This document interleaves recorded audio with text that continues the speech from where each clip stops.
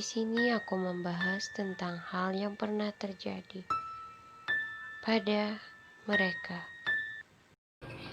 Halo, assalamualaikum. Terima kasih buat kalian yang udah klik video ini.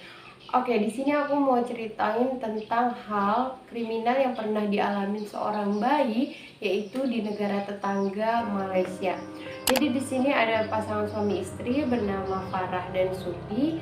Farah dan Supi sendiri memiliki 3 anak. Pertama itu ada Ahmad berumur 5 tahun, kemudian Nur berumur 3 tahun, sedangkan dan anak terakhir mereka bernama Adam. Adam ini berumur 5 bulan. Karena Farah dan Supi sendiri adalah seorang pekerja, jadi mereka menitipkan anaknya ke penitipan gitu loh. Terus kayak si Farahnya ini searching-searching di Facebook dan ketemulah perempuan berumur 30 tahun bernama Akila. Akila sendiri ini kayak udah bikin tempat penitipan gitu selama 2 tahun terakhir ini. Terus kayak mereka deal-dealan, setelah deal-dealan akhirnya si Akila bakal dikasih gaji itu sebesar 2.700.000 setiap bulannya. Nanti si Farah bakal ngantar anaknya pagi-pagi, terus bakal dijemput sore-sore. Terus setelah 2 minggu tuh tiba-tiba si Akila nelpon ke Farah, dia ngomong gini, ibu tadi si Adamnya udah dijemput sama bapaknya. Terus kan kayak Farah langsung, hah, dijemput sama bapaknya, sedangkan dia tahu kalau suaminya itu nggak tahu loh di mana dia nitipin anaknya gitu. Kayak dia tahu anaknya dititipin, tapi dia nggak tahu kalau tempat penitipannya itu di mana, terus nama pengasuhnya itu siapa. Si Supinya ini nggak tahu gitu, yang tahu itu cuma si Farah. Terus dia kayak langsung hubungin suaminya, nanya, kamu bener jemput Adam? Terus suaminya juga kayak, gimana mau jemput, orang aku juga nggak tahu gitu alamatnya. Di situ mereka langsung panik, kayak oh my god, si Adam diculik gitu. Terus langsung dia bikin laporan ke polisi. Dia juga minta bantuan sama teman-temannya lewat sosial media, salah satunya itu Facebook gitu. Orang-orang juga pada kayak orang-orang yang kenal itu langsung share-share. Jadi berita Adam diculik ini viral banget gitu di Malaysia saat itu. Nah terus karena orang yang terakhir ketemu Adam itu si pengasuhnya, terus mereka nanya dong, kok kamu ngasihnya sama siapa? Terus dia bilang sama orang yang mirip ayahnya si Adam gitu. Dia bilang kayak mirip Supi. Farah juga ngerasa kayak, kok bisa-bisanya ini pengasuh ngasih bayi itu ke asal gitu loh. Dia kayak curiga gitu, kok bisa. Terus siapa itu kan polisi otomatis kayak nanya-nanya lagi ke pengasuhnya, tapi kok ditanya makin lama makin aneh gitu loh jawabannya. Seandainya jawaban pertama A, jawaban kedua B, C, pokoknya gonta-ganti. Terus polisi curiga, diinterogasi terus sampai akhirnya si Akila ngaku, coba kalian lihat kulkas. Pas kulkasnya dibuka, di situ mereka nemuin bayi Adam ini udah ditutupin pakai serbet gitu loh, terus dimasukin plastik. Terus kayak Farah yang langsung sedih banget gitu loh ngelihat anaknya udah dalam keadaan meninggal dalam kulkas gitu. Terus kayak kok bisa meninggal gitu loh, polisi nyelidikin. Terus kata dia gini, jadi waktu si Adamnya ini ke minum susu kayak kesedak gitu loh, jadi nggak nafas terus meninggal. Karena dia panik, dia masukin aja ke kulkas, dia bilang kayak gitu. Terus polisi nggak yang langsung percaya gitu dong, diselidikin lagi. Setelah diselidikin ternyata ada pendarahan di kepalanya, dan di ronsen itu kayak ada yang retak gitu loh, ada yang rusak di tengkorak kepalanya. Terus kayak Farah coba nanya ke Ahmad, kamu waktu di sana ngelihat gimana? Ahmad kan anak dia yang pertama ya, yang umur 5 tahun. Terus Ahmad ngomong kalau dia pertama itu ngedengar si Adam ini memang nangis-nangis terus.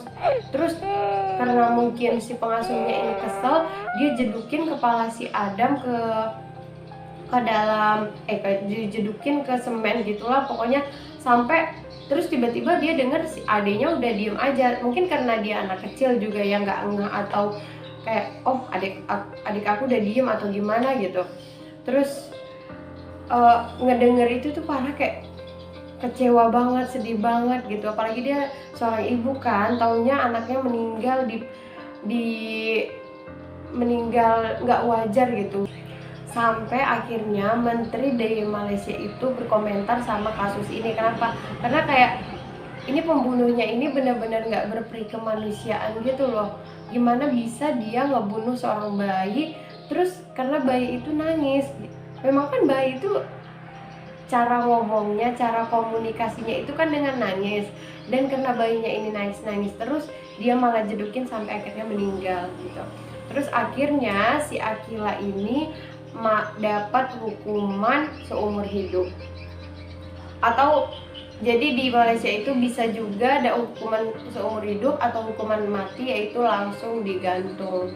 Ke kisah yang kedua ini tuh berasal dari Indonesia, di kota Tarakan. Jadi si pelaku ini bernama SA, dia berumur 24 tahun dan dia merupakan ibu kandung dari si bayi. Si bayi ini lahir di bulan Mei, kemudian ditemukan di dalam kulkas tempat pencucian mobil pada bulan Agustus. Jadi awal penemuannya itu kayak orang juga ini bayi siapa nih, bayi siapa gitu. Tapi karena akhirnya diselidikin sama polisi, terungkaplah bahwa bayi ini merupakan bayi si SA. Terus setelah diinterogasi, SA ngomong kalau dia ini sebenarnya dia itu kan ternyata istri keempat dari pemilik pencucian mobil itu gitu. Terus kayak dia udah punya anak nih sebelumnya, anak sebelumnya itu tuh nggak punya akta kelahiran, kayak nggak ada pengakuan kalau dia itu anak dari si pencuci mobil itu gitu loh. Jadi kayak dia ngerasa oke, cukup anak aku yang pertama aja yang udah ngerasain gimana kayak sedihnya nggak ada akta kelahiran, kayak nggak diakuin gitu. Jadi anak yang kedua ini lebih baik dia mati aja, mungkin secara pikiran dia kayak gitu. Sampai akhirnya pas di bulan Mei itu dia lahiran sendiri, dia langsung kayak panik. Awalnya dia bilang kalau anak itu sudah meninggal waktu dilahirkan, tapi setelah diperiksa lagi ternyata anak itu hidup dulu gitu loh, hidup tapi dia masukin ke dalam kulkas di rumahnya. Pertama itu dia masukin kulkas di rumahnya itu selama seminggu, tapi dia ngerasa kayak aku takut ketahuan sama orang-orang, mendingan aku pindahin aja ke kulkas yang ada di tempat pencucian mobil itu gitu. Nah terus setelah dilaporkan akhirnya SA mengaku dan masuk penjara dengan hukuman seumur hidup. Jadi gitu deh cerita gimana tentang bayi yang lemah ini, yang nggak bisa ngapa-ngapain, yang nggak bisa ngelawan, dan orang dewasa itu kayak memperlakukan seenaknya. Jadi kayak memang nggak ada peri kemanusiaan sih dari mereka itu. Kok bayi itu kan imut, lucu, dan tega-teganya gitu loh dibunuh, terus dimasukin kulkas. Jadi kayak buat calon ibu ataupun ibu-ibu yang memang bekerja dan nitipin anaknya ke pengasuh itu tuh benar-benar dilihat apakah pengasuhnya ini kayak berkompeten. Dan pertama itu mengurus bayi itu butuh kesabaran. Jadi dia itu harus, maksudnya memang kita boleh nitipin tapi jangan yang langsung ya udah dia aja yang ngurusin gitu, benar-benar kayak pasrah terus nggak diperiksa lagi gitu. Jangan kayak gitu. Jadi kayak harus benar-benar dipastiin dulu, harus benar-benar kayak kalian tahu ini orangnya gimana. Kalau kejadian parah itu kan dia kenalnya itu dari Facebook gitu loh, kita juga nggak bisa nyalain parah ya, cumanya kan dari kejadian dia kita bisa belajar gitu. Cukup sekian yang dapat saya sampaikan. Assalamualaikum warahmatullahi wabarakatuh.